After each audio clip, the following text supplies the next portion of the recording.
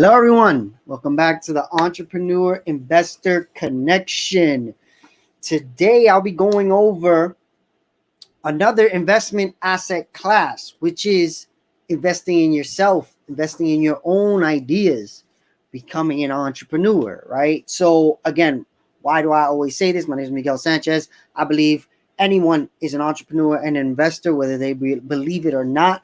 So, I'm creating content around showing you that you are and helping you become a better one, right? So right now, what I'm talking about is becoming an entrepreneur, investing in your own ideas, and helping you understand how to get others to invest in your business ideas.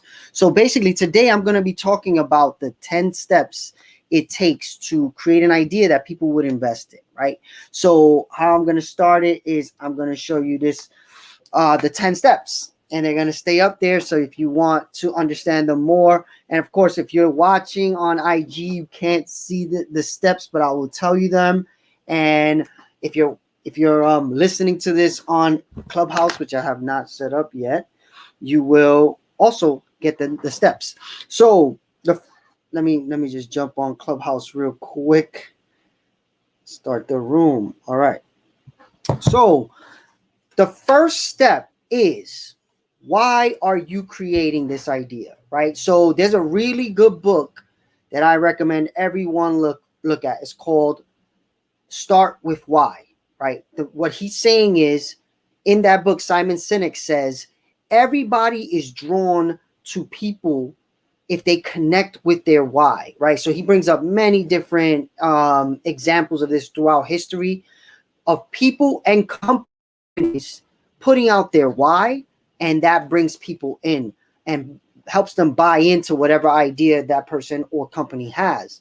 And, he talks about Martin Luther King. He talks about the Wright brothers. He talks about so many different examples. I haven't, it's been a while since I checked out the book, but it's super important to understand why you are doing what you're doing. Why does your idea exist? It's not about what your idea is or how does it work. It's about, first, why are you doing it, right? And if you want, eventually throughout this, we can take an example and take it all the way if it makes sense. If somebody has a question, if they give me an example idea, I can break down the steps I think we would take to make that idea an investable reality. All right, so we start with why. Why does this idea exist? How? Next step is how. How will you make this idea work? Like, what is it that it's going to do, right? All right, so the third one is, what is it exactly, right? So let's say, I'm going to give you an example of a why, a how, and a what. Apple. Why does Apple exist? Apple exists, think about their tagline, think different, right? So that is their why. They want to connect with people that think different, because back when they first created Apple, PC was the most dominant computers, and they still are actually. But Apple said, we want the people that think different. We don't want the business minded people. We want the creative people. We want the people who think different. Okay, now how are they bringing them in? First, they did it with computers, but they didn't stop there, right? They created iPods for, moving around and listening. And what does that cater to? More creative people, musicians, right?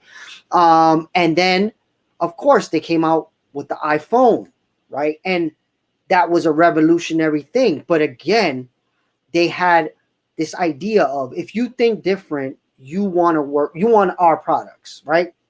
So that was super important for the Apple brand. So how did they do it? They created these products that connected you with an ecosystem of creativity. That was their how. What they sold was devices, computers, iPods, iPads, iPhones. These are their whats. These are the things that they give you to allow you to come into their why and their how, right? So these are like these things you got to really think through, right? Because when you talk to investors or you put your product out there in a way that you want people to buy from you or invest in your idea, they have to connect with these and understand them pretty clearly, right? If they don't, They just disappear and they don't buy from you, and they definitely won't invest in you, right? So the next thing after you understand your why, your how, and your what is you have to understand who are you targeting. Remember what I just told you about Apple. Apple didn't target everybody. They targeted creative people first. They said, if you think different, you're going to want to buy an Apple. Thinking different means not most people in the population, right? If you're saying, hey, we want anybody, that's different than saying we want the people that think different, right? Because most people think the same. There's very few people who think different, right? So Apple was saying clearly, we want the people that think different, and that is a smaller set of people, but we're cool with that. We think we can build our business off that small amount of people. One of the biggest problems every idea I've almost ever heard has is they want to target everybody. But there's a big problem with that. You can't boil the ocean, they call it, right? If you want to target everybody, you're going to have to spend a lot more when we go down to number 9 in advertising, right? So if you're trying to target every single type of person, every age range, every gender, every city, every country in the world, that is really hard to do. So you want to start out targeting a specific small audience that you can test your idea on, and eventually will scale that up. So who is very important. Then the fifth place to go is, what is your MVP? What an MVP is the minimum viable product. So this comes from Tech More, but the idea is pretty clear. What's the minimum you can do to test out your idea? So when I work with startups, a lot of times they'll come and or anybody with an idea, they'll come and they'll be like, all right, I want to do this, that, and I'm going to need all this money to do all these things. And the first thing that I do with them is okay, we don't need this. We don't need that. We don't need this. If it was the easiest thing to test your idea, what would that be? Oh, it would just do this. All right, so let's just do that. Forget about all those other features. We'll build them in later. But the beginning, you want to test out your idea, because if you want to bring in investors, you want to say, look, this is working already. So now, do you want to be involved in me scaling it up, right? So an MVP needs to be created, but then you need beta testing, which means you can create the idea, right? But then how do you know if it works, right? Right now, I'm working on a few products that are in beta testing, and they break, they have bugs. So you have to have people that go in that are your target audience, right? So for instance, if I'm working on an app for, let's look at Uber. Let's think about Uber. For cab drivers, I need cab drivers to test out the idea, right? I need cab drivers to download the app and tell me what they see, what problems they see. Is the app not working in certain places? Before I take it to the masses and have 1 million cab drivers use it, I'm going to start with a few. I'll start with 5 cab drivers, right? So what you do is you create that simple test idea, then you give it to a simple, small subset of that group you're looking at, your who, right? And what that does is it lets you perfect the idea with a small group of people. Once all that happens, then you start thinking about branding. Another major thing I see with companies is, or people that are looking for investment, is they start out with the idea and the logo. Oh, first thing is I gotta make the name and the logo. That's the first thing they spend money on. First thing they spend a lot of time thinking about. But that is very, very wrong order, because let's say we're starting out the idea and we come up with a great name. But then when we're going through the other steps and we figure out this idea needs to really be understood in a different way, you're going to have to change that name, change that logo, because you thought about the logo. It's like judging a book before its cover. I mean, judging a book by its cover. You're creating the cover before you created the book, right? So you need to create the book first, then the cover, right? So step 1 through 6 is creating the book, creating your product, and then think about what is the name, what is the logo, right? Because all of that matters 1,000% more than the actual logo, right? So the idea is, hey Sean, I'll come check you in a few. I'm finishing something up, and then I'll ask you a question because you are working on something that is looking for investment. All right, so after you've come up with a good logo, you have a product that has been tested by a small group of your target audience, your who. Now it's time to launch. So many people have hit me up about projects that I talk about because, of course, I'm angling towards building up anticipation for projects. So people hit me up like, hey, what's going on with this project? What's going on with this project? And what's going on is we're testing it internally with the small subset of people before we bring it out to the masses. So I can't bring out and say, hey, this is what we have, even though I'm working on like 6 different things that are on the cusp of launch. They're still being beta tested. So I'm not basically launching them. But what I have thought about, and this is something I think everybody should think about, is I started involving people in my ideas at the branding level now. So you're going to start seeing some of the ideas that I'm partnering with people on that we're going to launch. From the logo, I'm going to have people tell us what they think. Oh, I like this logo better than this one. We think it should be this logo. So why would I do that? Because what that does is it starts to create early buy-in, right? If you're paying attention to my project and you're voting on what logo I end up using or we end up using, you're probably going to pay more attention once I launch, right? Because you're going to be like, oh, that's the logo I chose, or not, right? Because again, it's a vote, so multiple people are going to choose. And you're going to be like, man, I wish they would have chose my logo, but I like the idea or not. Whatever it is, the more people pay attention, the better. One thing I heard was people need to see something 20 times before they really understand what you're selling, right? So think about that. I'm trying to involve people in understanding what I'm doing before I even launch it, right? So if you thinking about the logo and you see 3 or 4 posts about the logo, I'm ahead of the game. Instead of starting when I launch and that's the first time you hear about a product, you're already kind of bought in or buying in. How you actually buy in is they say it takes 7 hours of interacting with a brand before you really buy in. How does that normally happen? The normal way is advertising, right? So when you look, McDonald's does not need advertising, but they advertise everything every day, all day, everywhere, right?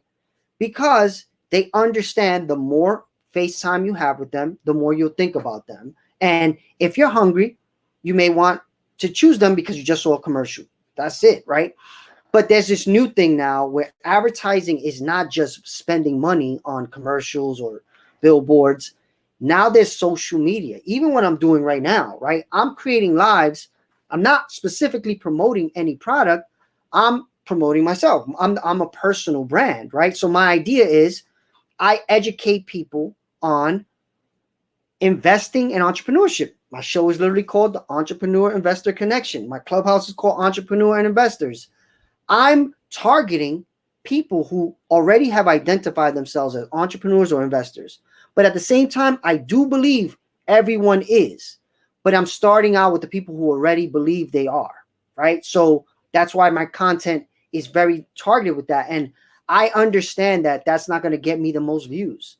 If I wanted to get the most views, I'd be talking about Kim Kardashian and stuff like that. That's not my target audience, right?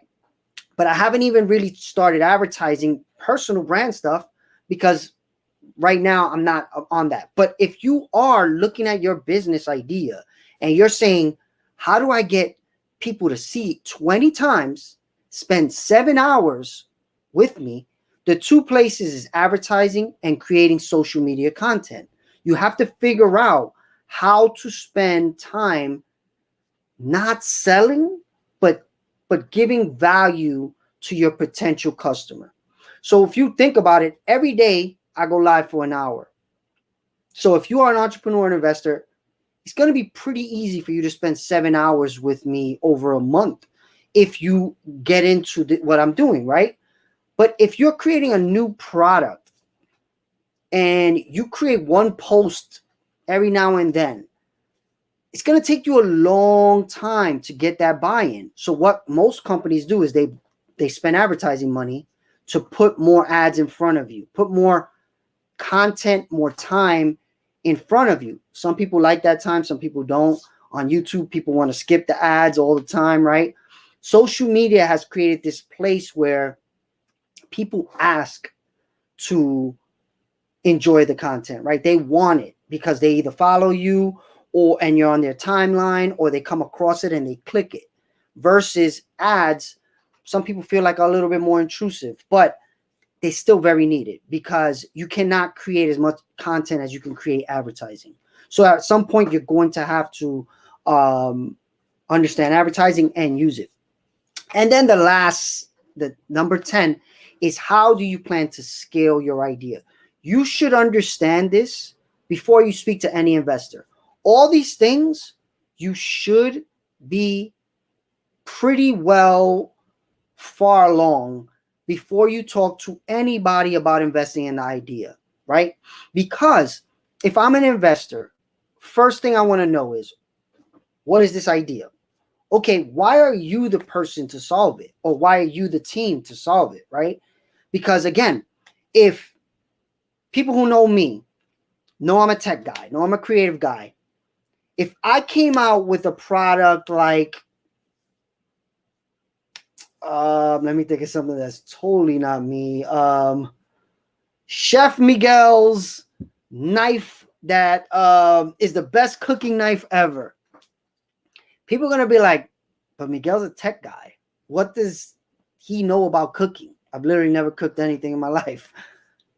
Would that connect with you as an investor? Would you be like, oh yeah, Miguel is the right person to sell this knife because he's never cooked anything in his whole life? No, right? Like, the idea is you want to be able to make that investor or group of investors, now with equity crowdfunding, like I did yesterday, I explained equity crowdfunding. You want to make it so people believe you and your team are the perfect people to solve this problem, right? So this is the steps 1 to 10, but I'm going to take you even further. And there's a chart that we use at MetaBronx when we work with companies that are starting venture capital. They're starting to angle towards getting venture capital. So you understand the difference. There's angel investors. Those are people with money that like to invest early in companies. To become an angel investor, not anybody can be an angel investor. You have to meet certain criteria.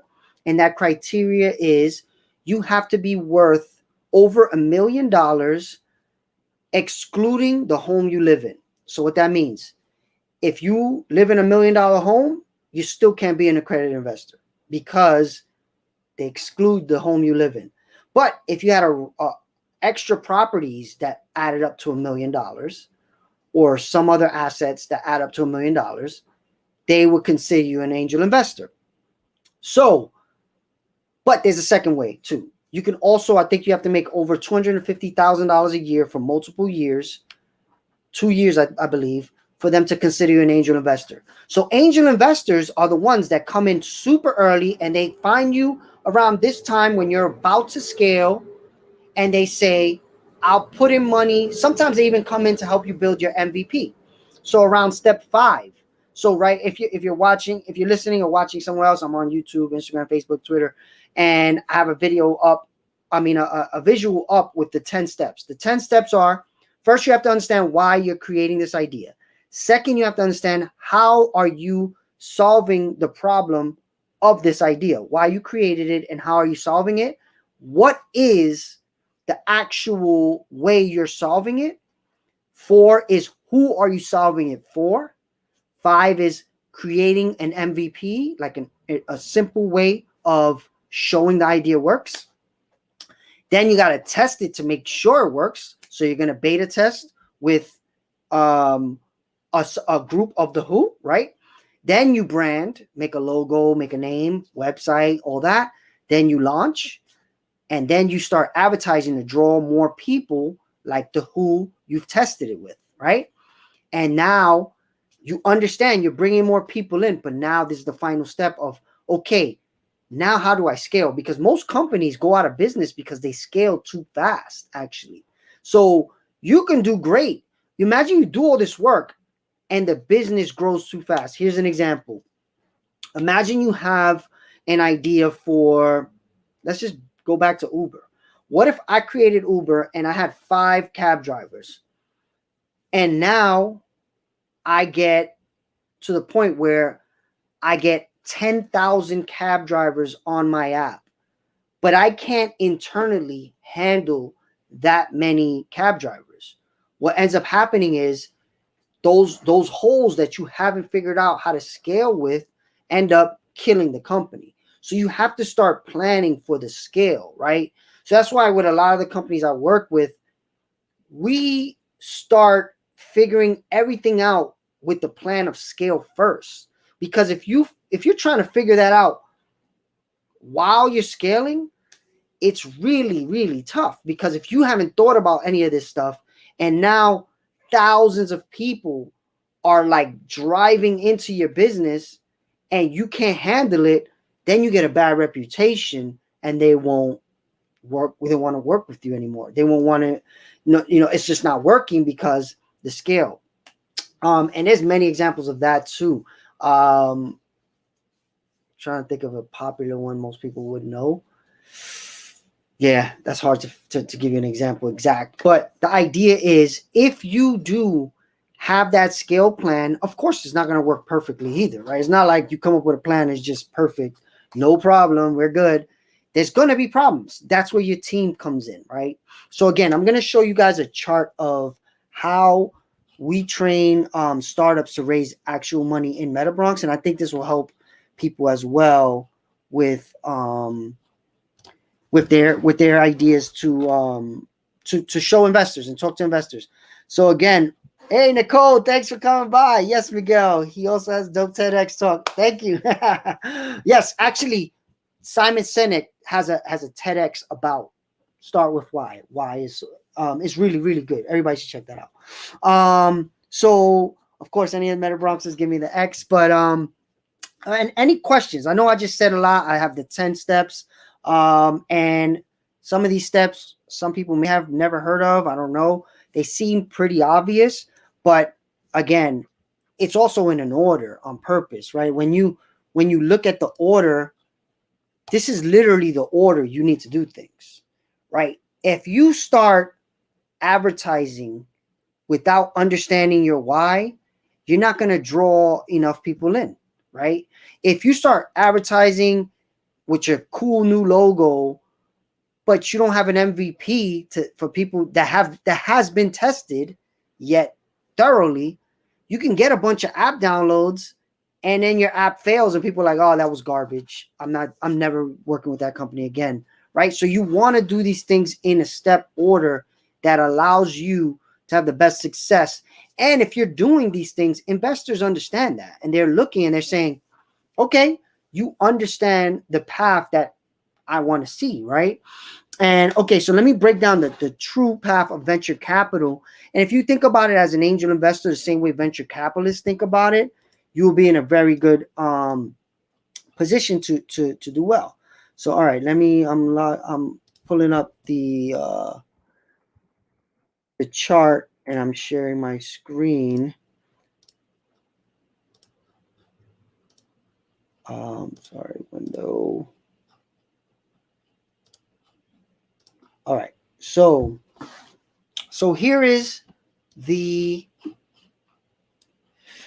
chart, the Village Capital chart, which is here is. Oops, just had to double up.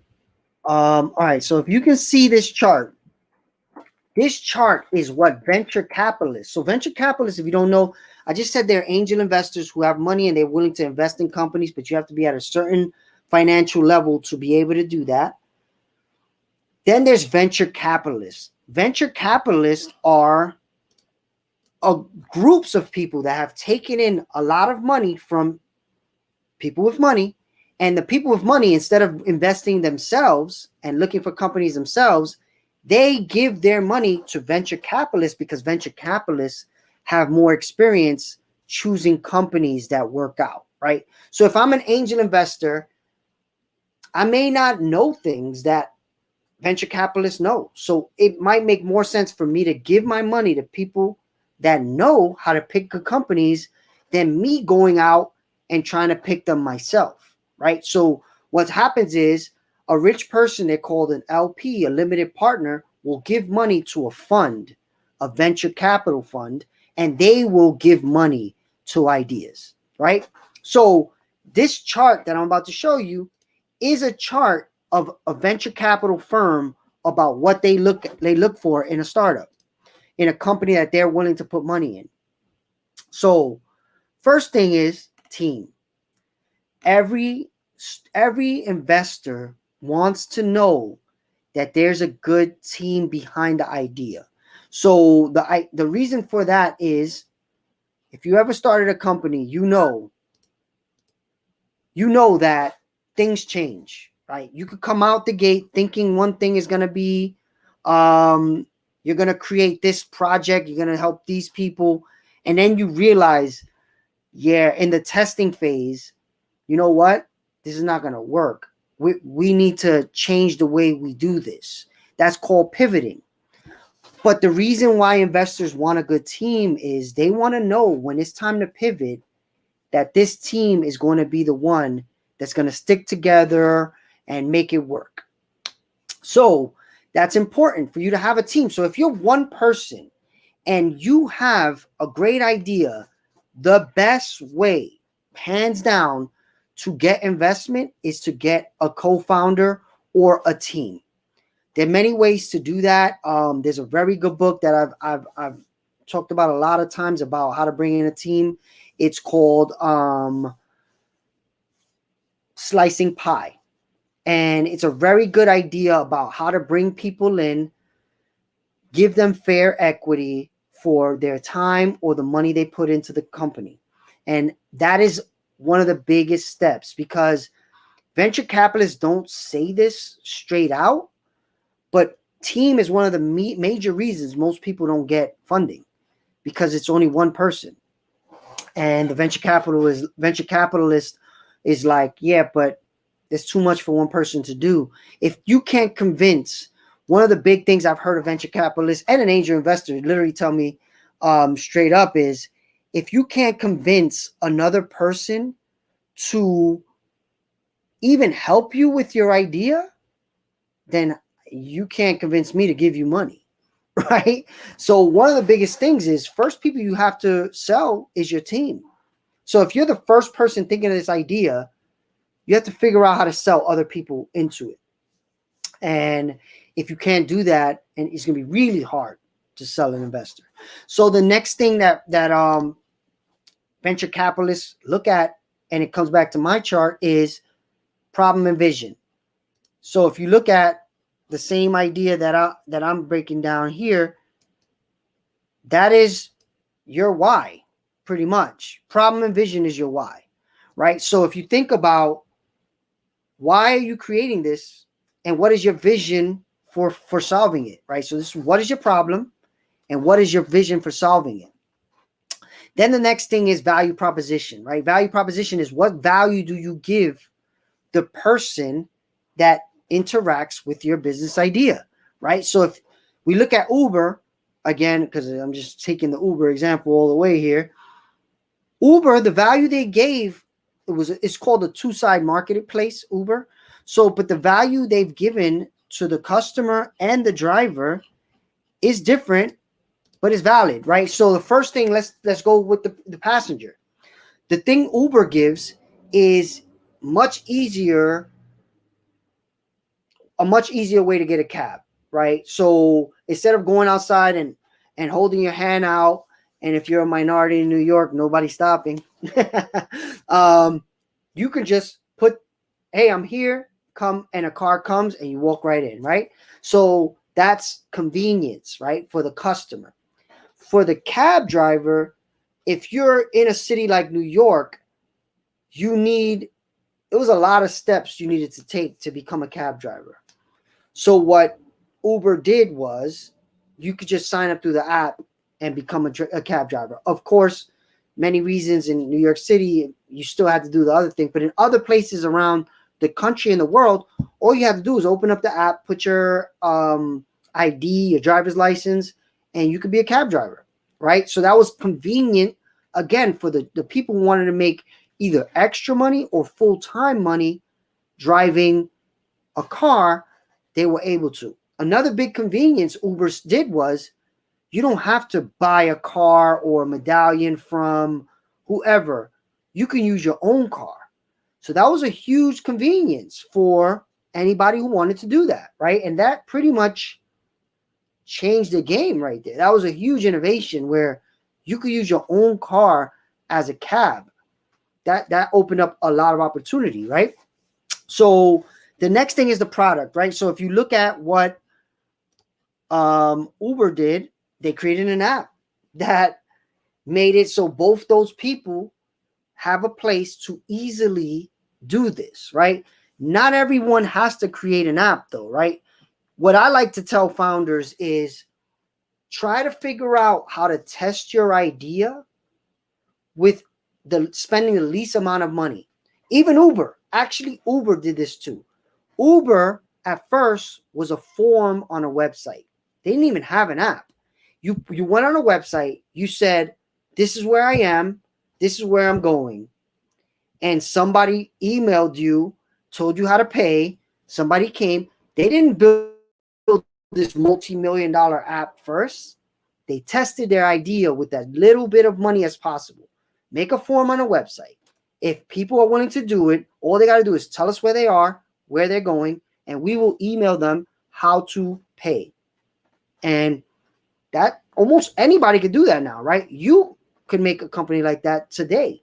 There's so many tools where you can make a Google form literally free and email the person a link to your PayPal or your Cash App, right? But that's testing the idea. I'm not saying that's your final multi-million-dollar app, but you're testing if people are willing to do what you believe they are going to be willing to do. So any questions? All right. Of course. All right. I'm getting spam bots. Nice. So, all right. Any questions from anybody anywhere? Sam, if you're interested in the Clubhouse and coming up and speaking, let me know. So the next thing is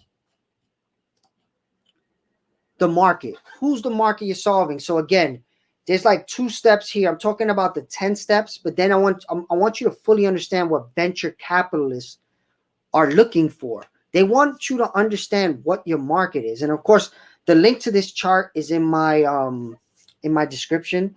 But if you understand your market, again, it comes back to the who on my chart and my steps. If you tell me this is for everybody, most investors are going to walk away.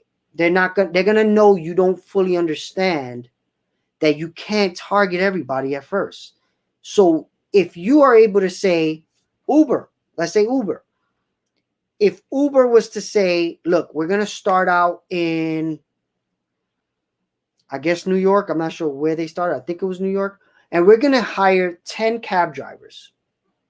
And we're going to pay them for the people who put in our form where they are. That cab driver will drive there, pick them up, take them to where they go. And we will pay this cab driver a salary or enough to make it worth their while so we can test our idea, right? Once the idea is tested, we won't need to pay cab drivers because the cab drivers will make money from the sale of the app bringing them a customer. But in the beginning, they had to figure out how to test and who their market was. So of course they picked one of the busiest cities in the world, right? New York. And they were easily able to find cab drivers because there's a lot of cab drivers here because there's so many people moving around. So what they did was they paid cab drivers a lot in the beginning, so they always were willing to be around for the early beta testing. Once they figured out the idea, they were able to lower the how much they paid people. You know, the ethics of what businesses do right now, that's a whole nother questionable thing, but that works, right? If you think about testing an idea with the least amount of money, that's where you want to figure out how to make sure the customer has a great experience. So with an Uber, they were able to, you know, hire cab drivers. But here's what you think about when you think about scale. Think about scale for Uber. Uber had this app that they were able to put out, and now anybody across the country can do this, right? Now you can sign up. But there's a huge part of Uber that most people kind of understand, but maybe don't. And it's the future, right? When you think about what Uber is doing right now, there are humans that have to drive it. But what's going to happen when there's driverless cars, right? Uber can really scale then, right? Because now any car is an Uber driver. So now, how does that affect the human drivers? Who knows? But now any car that can self-drive can be an Uber vehicle, or even Tesla. Tesla's actually doing the same thing. Tesla is trying to make it so when you have a Tesla, if you want to turn on the option while you're sleeping or while you're working, the Tesla could go out, pick people up, take people places, make you money, right? So this is where, of course, how long does that take to happen? But they understand this path. And if you are an Uber driver, you should understand this path, right? This is why I say everybody's an entrepreneur investor, because right now, if you are an Uber driver, you're pretty much waiting for autonomous cars to come. Basically, you are holding up Uber's business model until autonomous vehicles come. So you are an entrepreneur. You're just not getting equity in helping that idea, you know, work, right? But you are getting paid, so you're a salary employee. But in a way, every salary employee in any business is helping that business. So in a way, you're an entrepreneur in my mind, right? If you're helping a business idea, whether it's your business or not, that to me is an entrepreneur. Whether you understand it or not, you're helping a business idea. So why not think more like a business owner and even come up with your own business ideas? Because eventually every business idea gets to a point where they got to let people go. They got to do different things and you have no say. But if you had your own thing, and look, right now there's like murmurs of a recession, and last year we had pandemic. You want to have multiple streams of income. Even if you have a good job, you want to have other things. Question, all right, credit snitch, what's your question?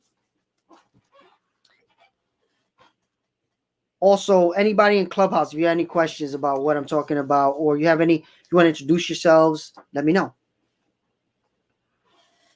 Sam, I'm not sure if you don't want to talk, but if you do, let me know. Tell everybody who you are. Hey, Miguel. Thank you, man. How's it going? My name is Sam De La Paz, and I'm an entrepreneur in the cannabis and hemp spaces. Nice. I'm working with many, really high-level folks in different arenas and the kind of green movement, from water to hemp to cannabis to agriculture and regenerative farming and different things like that. But what I'm curious about is, like, I really appreciate what you were saying about testing the waters and really proving your basically doing I'm forgetting the term right now, but proof of concept essentially. Yep.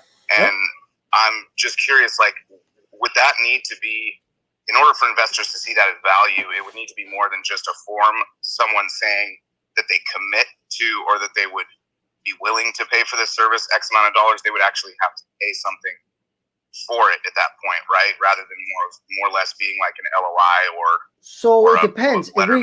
It really depends on what you're testing, right? So if you're interested in saying what your business is, I'm not sure. Some people don't like talking about it in public.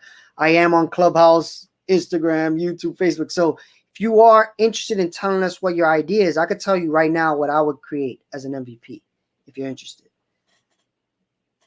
Right on. Well, one of the things I've been working on with a couple partners of mine that develop technology databases, virtual communications. I'm working with a few different partners in these spaces, but 2-3 founding partners, and basically creating a site where we essentially the ethos is grow together.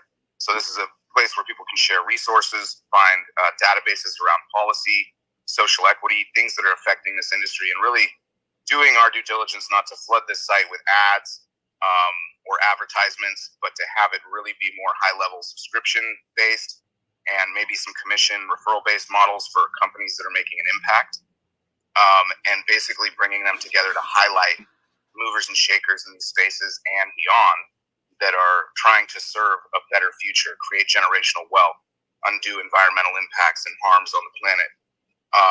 And there's a lot of operators in these spaces that are doing these things that need this kind of publicity and highlighting. And through that, I also have access to media and different outlets to assist in getting them basically more traffic driven to their goods, services, sites, businesses, brands, whatever the resource partners are providing.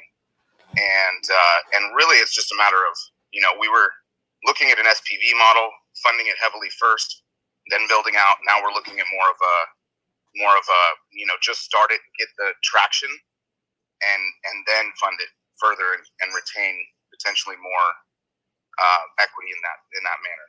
Okay, so that's kind of where we're at. All right, so you're creating a website that's kind of I would say, a curated list of companies that are in the cannabis space, specifically in one or many ways. Like, can you just give me, like, in a sentence, what this website would do? Basically, the website would aggregate resources. So cannabis company. So if I'm a creator of a cannabis company, I would want to join this site so I have resources. Yeah, exactly. It's actually more for ancillary companies and companies that serve the cannabis space, in the hemp space, and also those of agriculture and farming in general, and production. You know what I mean? So basically, there'd be a resource section to the website which is highlighting, companies, whether it's marketing, business, graphic design, water tanks, farm products. You know what I mean? You have this resource database, but then you're also having databases that are important for these legalized markets that policy is forming around. So we're going to have, policy area that updates on social equity movements and political movements that are happening in emerging markets. And then you also have media. So you have a media section that is highlighting movers and shakers that are making an impact. So there's kind of like three major portions to this. All right, so I'm going to ask you the quick questions, really quick, the 10 questions, really quick, but then I'm going to give you what I would do as an MVP. All right, so why did you create this? What made you want to make this idea?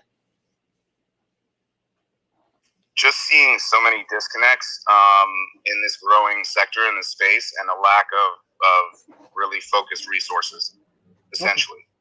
Okay. So you were trying to become an entrepreneur in the space, and you saw that there was nothing like this, and it would have been helpful to you?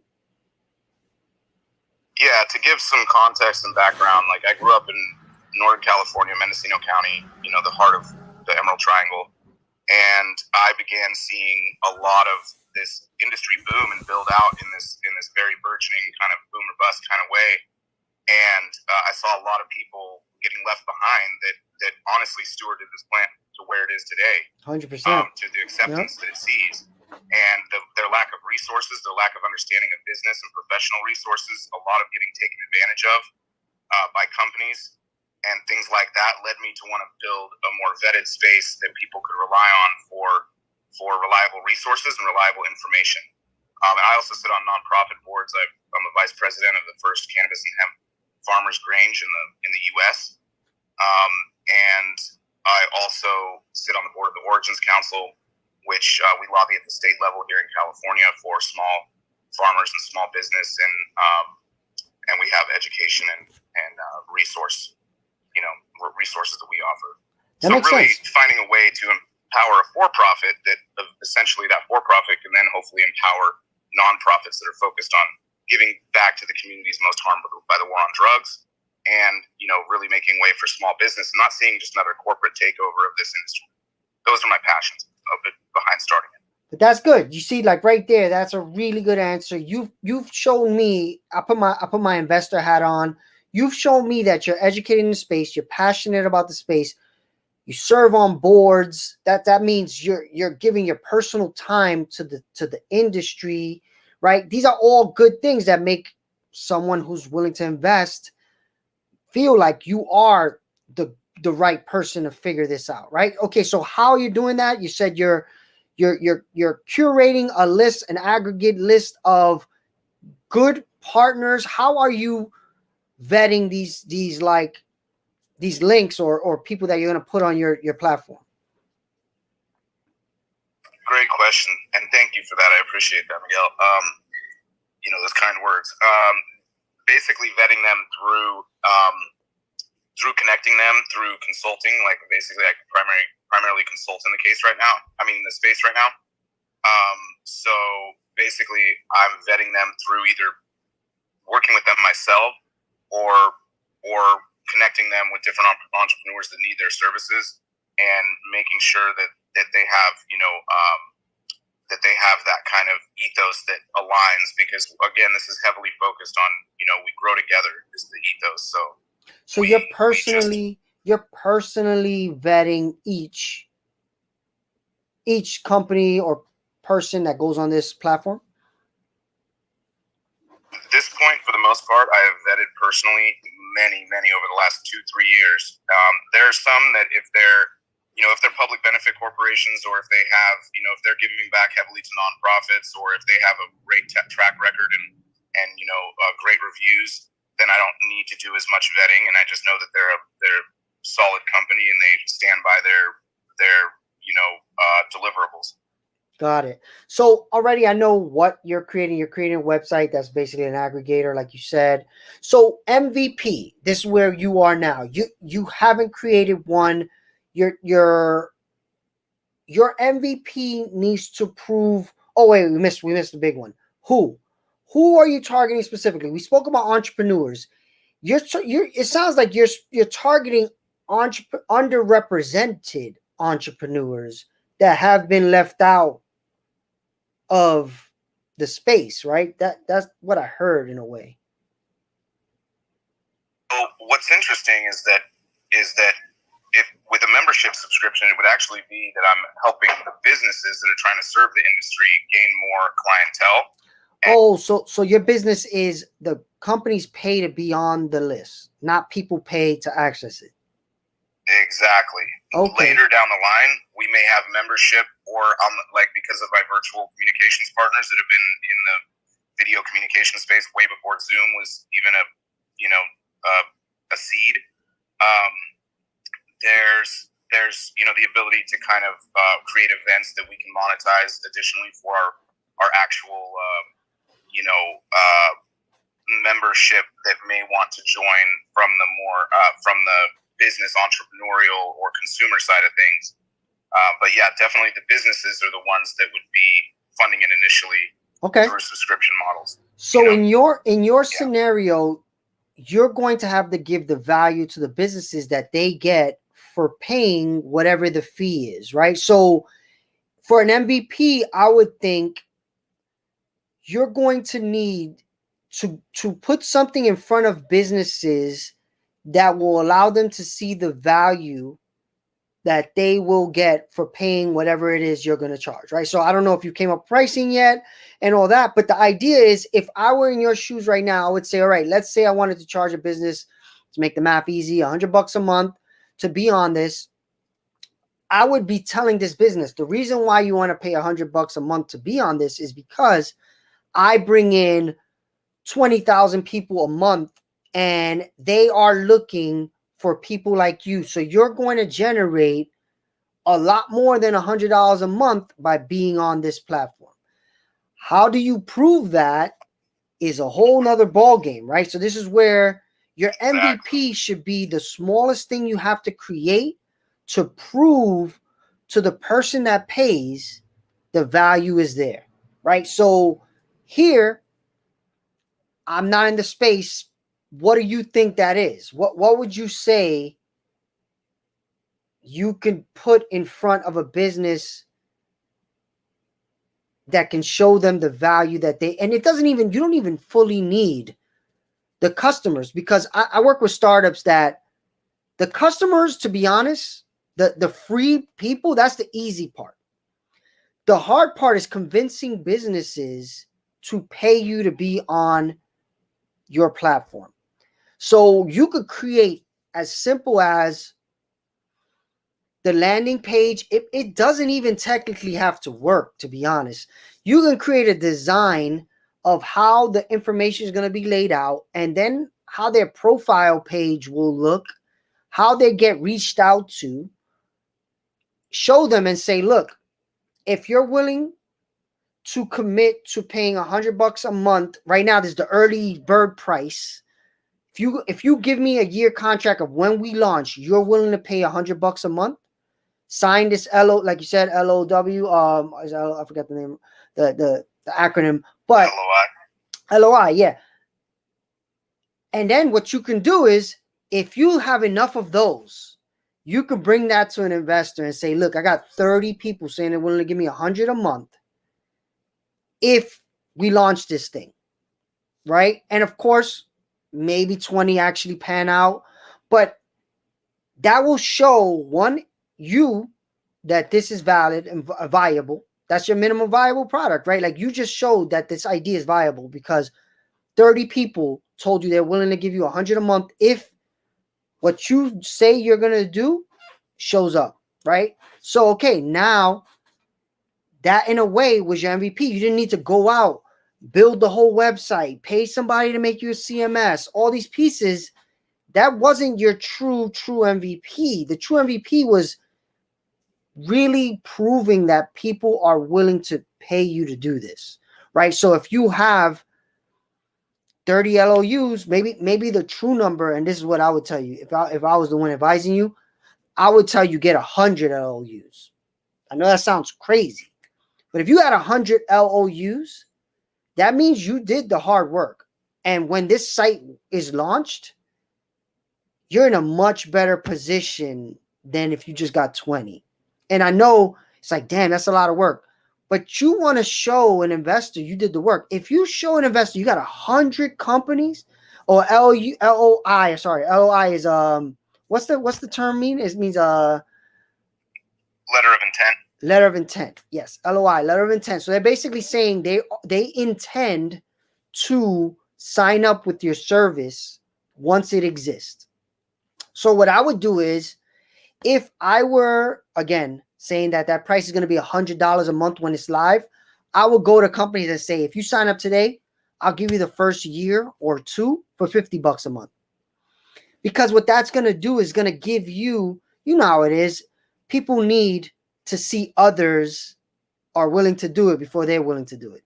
But if you have 20 companies or people that are pretty high level on your platform, then other people are going to be like, oh, if they're on, I'm going to be on, right? And they may they're going to pay the higher price. So again, these numbers are not based on anything other than easy math, but you also have to figure out what is that number. And that's part of the whole LOU thing too. You're going to, LOI, sorry. You're going to have to go to them and say, look, for the first 2 years, it's going to be this, and then it's going to be this, because we believe you're going to be making at least this a month off of this audience. So it's going to be a no-brainer for you to be paying this. So, but we believe in it so much that we're willing to give you for 2 years this price if you sign up today. You don't have to pay anything till the day we launch, and I will let you know when that day is. Right now, we estimate it will be 6 to 8 months or whatever it really is. Now, you really didn't have to build anything except a design, right? I've even seen this done. I've actually done this without even a design, with a user experience document. I've literally raised money for a product without even the design, just showing boxes of how it will work. And you could do the same. You don't need to spend thousands and thousands of dollars to prove out a concept. So, all right, does that help you? Do you have any more questions? No, man, that's super helpful, actually. And, you know, this is why I don't mind speaking about it publicly, because to get to the level that I've come to in this space and have the amount of people that would easily, you know, write me an LOI, especially like you said, I love the perspective, because I could start small and, you know, start with a low subscription, but just show the interest of these parties. And I could easily get, you know, 100 plus, you know, a lot faster than anybody, you know, that was just wanting to take this idea and run with it possibly could, and faster because of that. Of your history. Yep, exactly. So imagine having 100 people that agree to $50 a month. You got a business right there. I mean, that is valid, right? So if you're like, wait, you already have $5,000 a month committed to your business, and all you need is $10,000 from me to build this website. So okay, exactly. See, I've already got, like, we got the website built already. My partners, that's what they. So then even better. So you're even in a better scenario. Exactly. Yeah. So then, so all you need is that early phase. Oh, thank you. I'm glad I helped you. But right there, that was good. Right there, live, you got to see how he already has a lot of pieces. So what do you believe is stopping you from getting investors then? And do you even want them? Some people don't want them.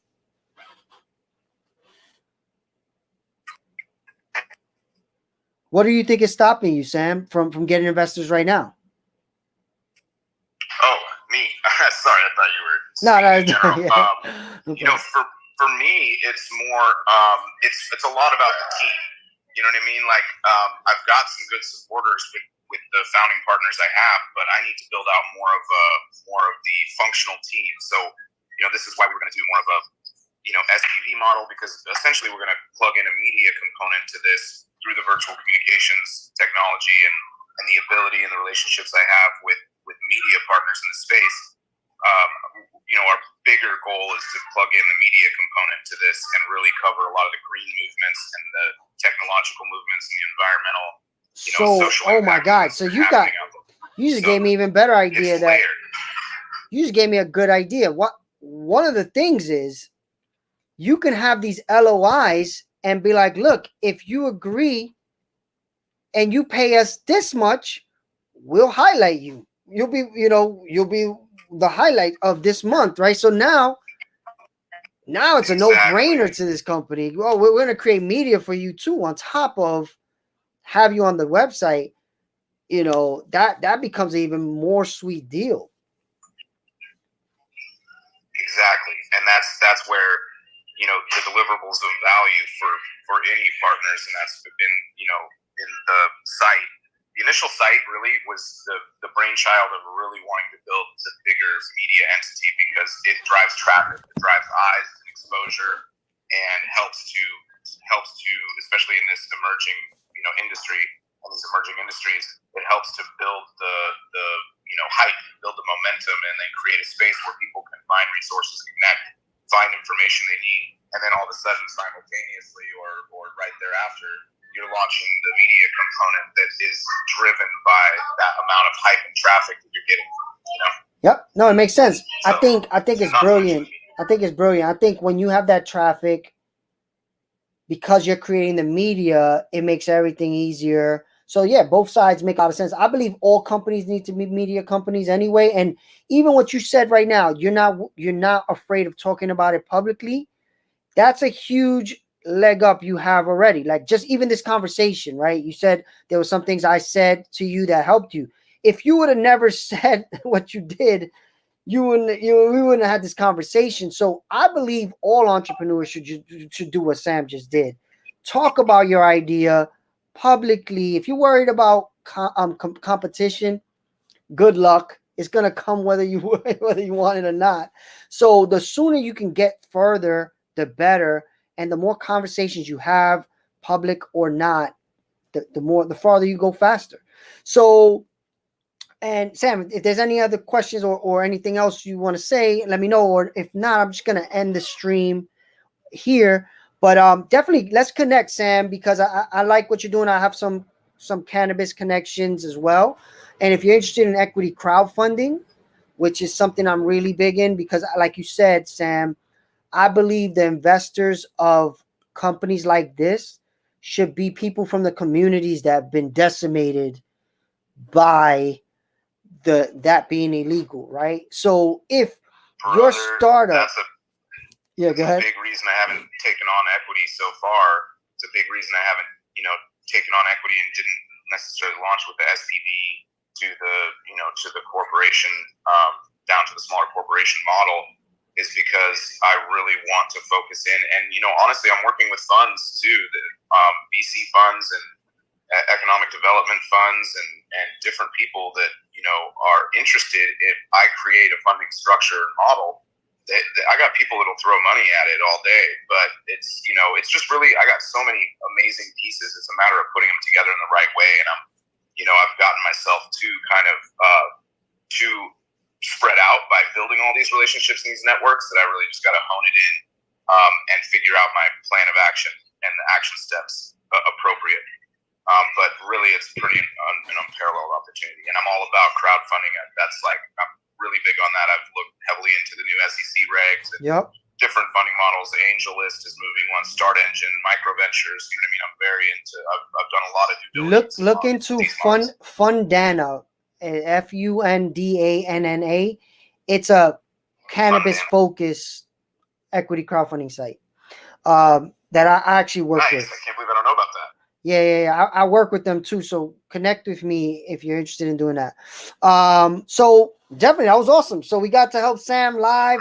You got to see an entrepreneur that has a lot of pieces, and they just have to, shift the way they present those pieces to whoever needs to be the one that proves the idea is valid, right? So he already has a lot of the pieces. Now he knows how to present those to the people that prove the idea, which is the vendors, right? So now he's going to go to vendors. He's going to say, hey, you saw an LOI with me. You get this price and media coverage. Are you willing to do that once we launch? Yes. Okay, let's go, right? Gets 100 of those.